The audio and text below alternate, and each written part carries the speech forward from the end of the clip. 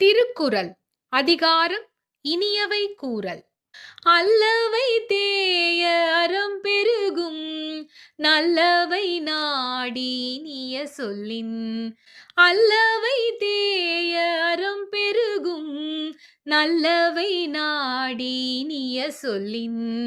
நல்லவை நாடி இனிய சொல்லின். அல்லவை தேய அறம் பெருகும் நல்லவை நாடி இனிய சொல்லின். அல்லவை தேய அறம் பெருகும் நல்லவை நாடி இனிய சொல்லின்.